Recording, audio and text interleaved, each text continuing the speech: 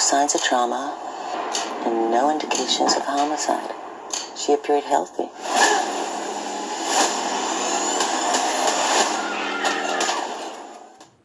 Hello everybody, welcome back to Screenstars. I'm here today to bring you my review for the 2022 horror film The Dead Girl in Apartment 3, a film that is directed and written by Curtis Spieler, and it stars Laura Dooling, Brian Manley Davis and Adrienne King.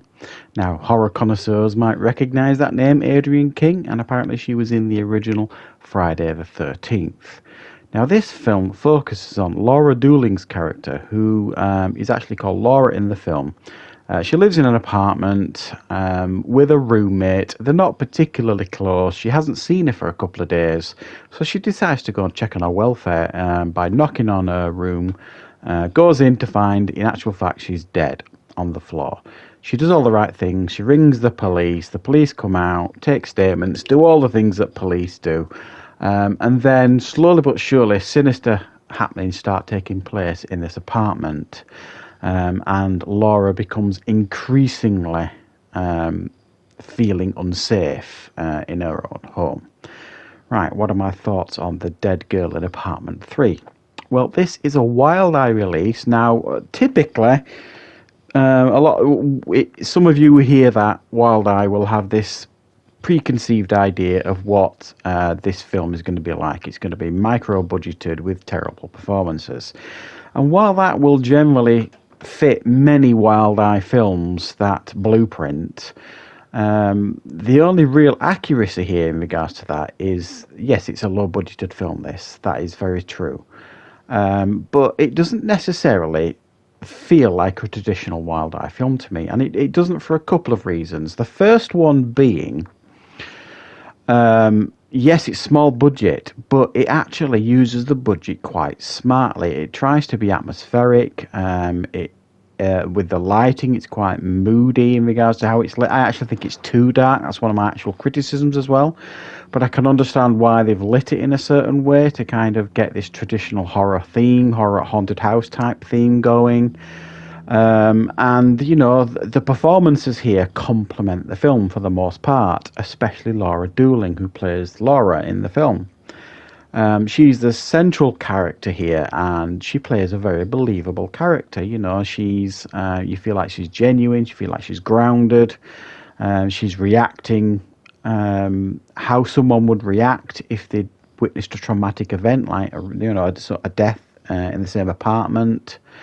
There's all this sort of stuff going off. Now, I don't necessarily think she behaves like a normal person would in all these scenarios, but the character felt real and grounded to me. And they took the time to have, like, real conversations in the film as well. You know, she rings up her ex-boyfriend feeling upset and down about what's happened. And he reacts as a boyfriend would react in this scenario. It felt real, it felt genuine, the conversation. She had a conversation, I believe she rings a parent as well, and they're very similar conversations. It took the time, they took the time to kind of make the film feel real and grounded, which I really appreciated. So it didn't feel corny, the dialogue wasn't cheesy. So I have to give it props for that kind of stuff. The things that didn't work for me, that the police segment. So you've got Adrienne King from Friday the 13th playing a detective. There's another detective as well who is attracted to Laura. I didn't necessarily buy them as police officers. Initially, when they're at their apartment asking questions, that was all fine. And then it kept cutting back to them and they're having these conversations in the diner, and it almost felt like they were trying to take advantage of having Adrienne King in the film almost to give her more to do. And I don't necessarily think those scenes needed fleshing out.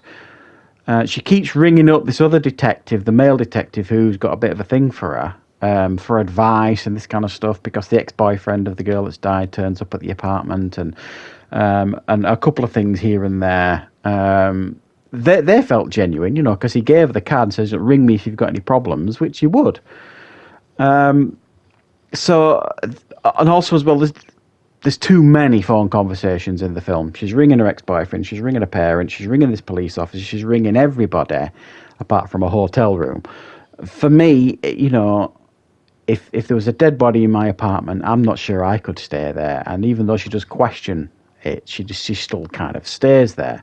And especially when things start getting a bit creepy, and she finds this symbol under the bed and all this kind of stuff, you'd be out of there. You really would. You wouldn't be hanging about.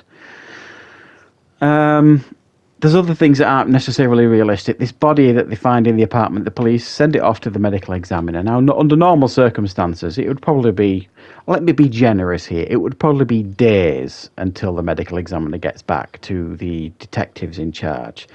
It feels like it's barely an hour since this body's been taken away, dropped off at the medical examiner, and is ringing him up and saying and giving the detail of his examination.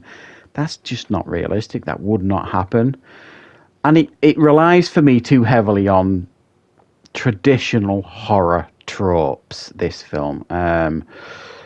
Failing lights, power tripping, lights going off, strange symbols on floors, and, researching convenient symbols on the internet and finding exactly what you need almost immediately. It does borrow heavily from horror tropes previously. So while I do think the failings of this film, and it's too dark as well, quite a lot of the times you just can't see enough. And again, it didn't feel realistic to me. If I'd found a dead body in the apartment and I decided I was staying, every single light in that apartment would be turned on. Everything.